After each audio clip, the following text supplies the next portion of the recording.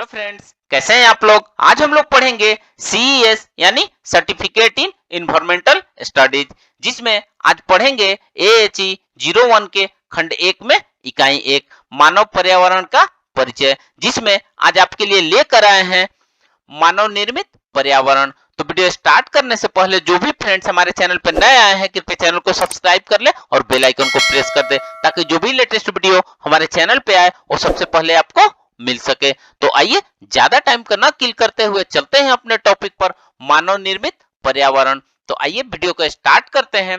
मानव निर्मित पर्यावरण पर्यावरण के अनेक घटक हैं जो मनुष्य ने बनाए हैं। इस प्रकार पर्यावरण प्रकृति और मनुष्य द्वारा बनाए गए पर्यावरण की संपूर्णता है। मानव निर्मित पर्यावरण में खेत, शहर, औद्योगिक स्थान शामिल है। ये ऐसे स्थान हैं जिनको मनुष्य ने अपने व्यवहार कौशल से कृत्रिम बनाया है।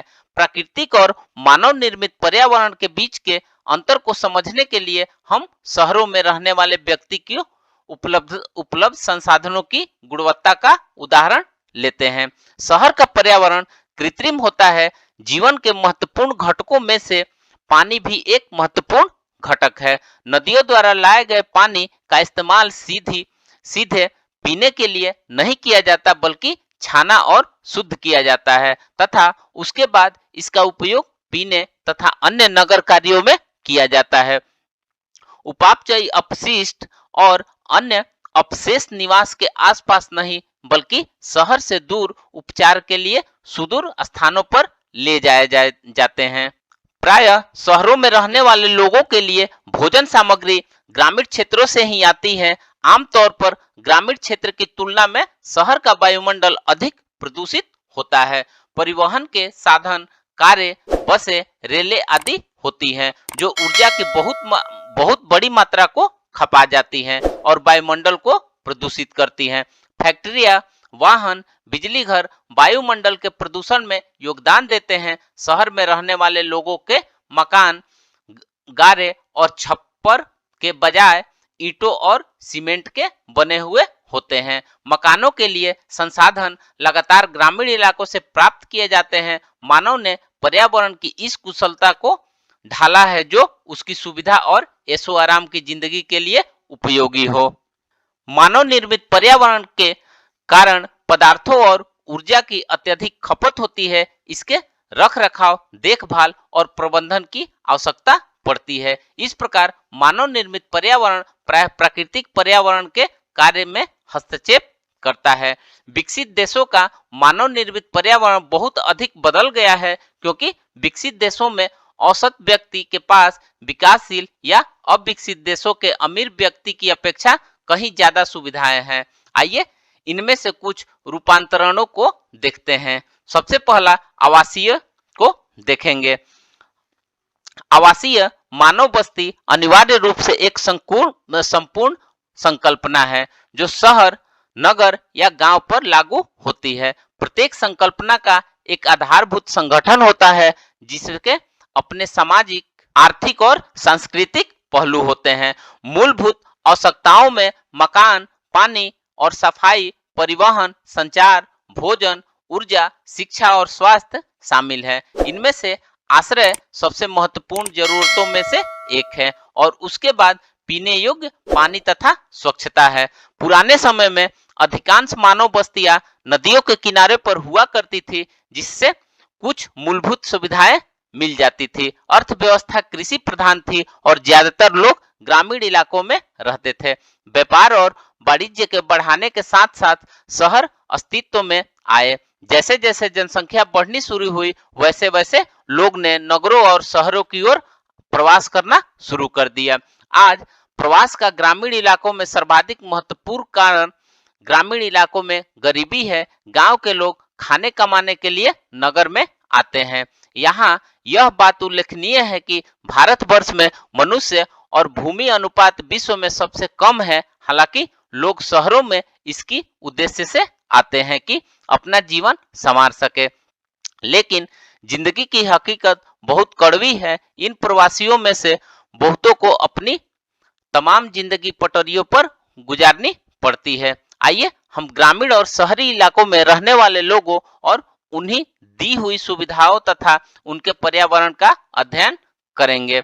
गांव में रहने वाले लोग बहुत बड़ा भाग अत्यधिक खराब परिस्थितियों में रहता है। उनकी झुपड़ियां काम चलाऊ होती है और छतें टपकती है तथा प्राय उनमें कीड़े मकोड़े भरे रहते हैं। मकान के भीतर स्वच्छता की सुविधाएं उपलब्ध न होने के कारण शौच आदि बाहर खुले स्थानों में जाना पड़ता है। साफ सफाई की आपूर्ति पाइपों से नहीं होती है। इसी इसी प्रकार सीवर आदि की कोई व्यवस्था नहीं होती है। जहां कहीं खुली नलिया की व्यवस्था है वहां वे भी घटिया रख रखाव के कारण बंद पड़ी रहती है। लेकिन भारी यातायात, कारखानों और मिलों के न होने के कारण वहां का वातावरण प्रदूषित नहीं होता है। अब हम शहरी लोगों की आवासीय परिस्थितियों पर एक नजर डालना चाहेंगे। जनसंख्या की वृद्धि और छोटे छोटे कस्बों तथा गांवों से गरीबों का प्रवास लगातार बने रहने वाला प्रक्रम है। नागरिक सुविधाओं की बढ़ती हुई मांगों को पूरा न कर पाने के कारण हमारे शहरों के आसपास बसी हुई उप बस्तियां गंदगी, बीमारी और अपराध के गढ़ बन गए हैं। शहरों में आवास की समस्या सबसे बड़ी समस्या है। पटरियों पर रहने वालों की संख्या सदा बढ़ती रहने के कारण शहरों में जनसंख्या का दबाव प्रतिदिन महसूस किया जाता है। इसने एक विरोधाभास को जन्म दिया है, जहां गगनचुंबी इमारतें, गंदी बस्तियां के साथ साथ झोपड़ियां खड़ी है। अत्यधिक यातायात, कारखाने, मिलों और घरेलू धुओं से वायुमंडल प्रदूषित होते रहता है। आइए नेक्स्ट देखते हैं कार्यस्थल, जिसमें खेत भी शामिल है। पुराने समय में केवल प्राकृतिक पर्यावरण ही था और मनुष्य प्राकृतिक प्रक्रियाओं में एक निष्क्रिय सहभागी था। लेकिन कृषि और उद्योग के विकास ने सब कुछ बदल डाला। भवनों, सड़कों, रेलों, पानी की सप्लाई वाली मशीनों, दूरसंचार, सीवर और अन्य कई प्रकार की इंफ्रास्ट्रक्चर को जो विकास के लिए आवश्यक थी, इन आवश्यकताओं ने पर्यावरण को बदल डाला है। विकसित देशों में जीवन यापन की परिस्थितियों में सुधार भले ही आ गया हो, लेकिन ये सभी ऊर्जा की उच्च स्तरीय खपत और परिवहन की अत्यधिक खर्चीली पद्धति पर आधारित है। विकासशील देशों में जहां अधिकांश लोग शहरी सुख सुविधाओं और सेवाओं से वंचित हैं, शहरी सुख सुविधाएं केवल उन उच्च वर्गों के लिए होती है जो दूसरे की कीमत पर इन्हें भोगते हैं। लेकिन इन इलाकों में रहने वाले सभी लोग शोर, प्रदूषण और भौतिक दबाव जैसे कारकों को झेलना पड़ता है। इस बात को सभी जानते हैं कि अगर हवा, जमीन या पानी के भौतिक, रासायनिक या जैविक गुणों में कोई अवांछित परिवर्तन होता है तो हमेशा इसके नुकसानदेह नतीजे होते हैं। गरीब आदमी इन हानिकारक प्रभावों का शिकार तो बनता ही है, लेकिन इनकी क्षतिपूर्ति के रूप में उसे शहरी सुख सुविधाओं या सेवाओं का लाभ नहीं मिलता है। भारत एक कृषि प्रधान देश है, इसलिए आइए हम देखें कि पुराने समय से अब तक फसल की पैदावार किस तरह परिवर्तन आया है। जनसंख्या में प्रतिदिन वृद्धि होने के कारण हमें बढ़ती हुई जनसंख्या के हिसाब से पैदावार में बढ़ोतरी करनी है।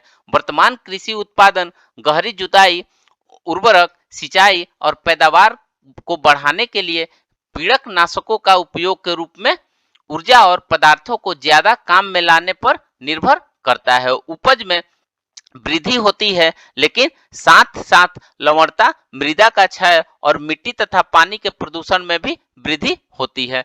गहन कृषि का सभ्यता पर प्रतिकूल प्रभाव पड़ सकता है। यह इस तथ्य से स्पष्ट होता है कि प्राचीन काल में कृषि आधारित सभ्यता के बड़े बड़े केंद्र समाप्त हो गए और अपने पीछे केवल रेगिस्तान छोड़ गए हैं, जैसा कि सिंध, मध्य पूर्व, एबिसिनिया और केंद्रीय अमेरिका। अपने कृषि उत्पादन को बनाए रखने के लिए उपलब्ध भूमि क्षेत्र में समुचित और विवेकपूर्ण उपयोग आवश्यक है। संश्लेषित उर्वरक और कार्बनिक खाद को संतुलित उपयोग, अधिक पैदावार और रोग प्रतिरोधी किस्में काम में लाकर मिश्रित रसायन, उपलब्ध जल संसाधनों का समुचित संरक्षण और पूरे वर्ष भर वनस्पति आच्छाद बनाए रखकर मृदा अपरदन और पोषकों की हानि को रोककर मिट्टी की उर्वरता बढ़ाई जानी है। तो फ्रेंड्स, इस प्रकार आज हमने मानव निर्मित पर्यावरण के बारे में पढ़ा। तो मिलते हैं एक नए वीडियो के साथ में, तब तक से हमारे चैनल पे बने रहिए। धन्यवाद।